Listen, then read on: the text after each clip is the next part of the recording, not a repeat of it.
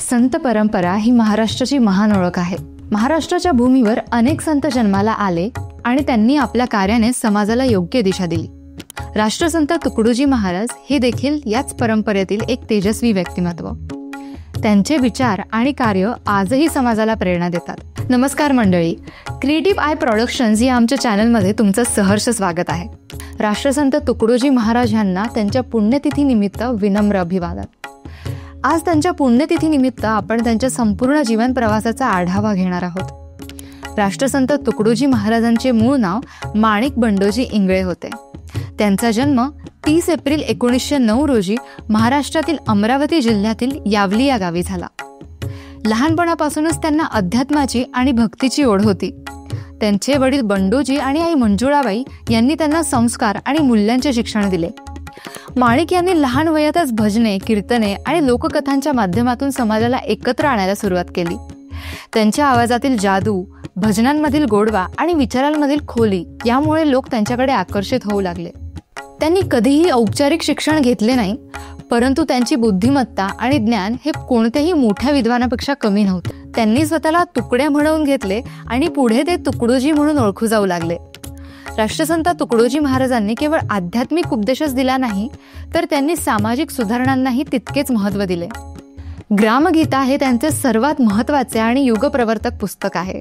या ग्रंथात त्यांनी गावाच्या विकासाचे, स्वच्छतेचे, आरोग्याचे, शिक्षणाचे आणि स्वयंपूर्णतेचे महत्त्व सोप्या भाषेत सांगितले. ग्रामगीता हा केवळ एक ग्रंथ नसून ते ग्रामीण भारताच्या उन्नतीसाठी एक मार्गदर्शक तत्वज्ञान आहे. तुकडोजी महाराजांनी 1942च्या छोडो भारत आंदोलनातही सक्रिय सहभाग घेतला होता. त्यांनी आपल्या भजनांमधून आणि कीर्तनांमधून लोकांमध्ये राष्ट्रभक्तीची भावना जागृत केली. त्यामुळे त्यांना अनेकदा तुरुंगवासही भोगावा लागला. त्यांनी सर्व धर्म समभाव या तत्वाचा प्रसार केला. त्यांच्या मते कोणत्याही धर्मापेक्षा मानवता अधिक श्रेष्ठ आहे. त्यांनी अनेक ठिकाणी आश्रम आणि सेवा केंद्रे उघडले, जिथे लोकांना योग्य मार्गदर्शन आणि मदत मिळू शकली. त्यांचे ग्रामगीता हे पुस्तक आज देखील ग्रामीण विकासासाठी एक आदर्श मानले जाते.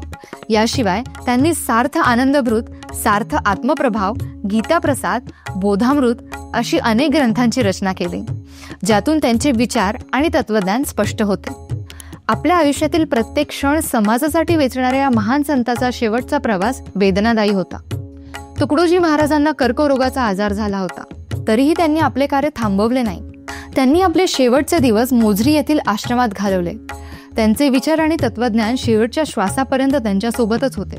अखेर 11 ऑक्टोबर 1968 रोजी मोझरी येथील गुरुकुंज आश्रमात त्यांनी अखेरचा श्वास घेतला आणि जगाचा निरोप घेतला. त्यांच्या निधनाने केवळ एका व्यक्तीचा अंत झाला नाही, तर एका महान युगाचा अस्त झाला. त्यांच्या पश्चात त्यांचे कार्य आणि विचार आजही गुरुदेव सेवा मंडळाच्या माध्यमातून जिवंत आहेत. थोडक्यात, राष्ट्रसंत तुकडोजी महाराज हे केवळ एक संत नव्हते, तर ते एक समाजसुधारक, एक देशभक्त आणि एक दूरदृष्टी असलेले विचारवंत होते.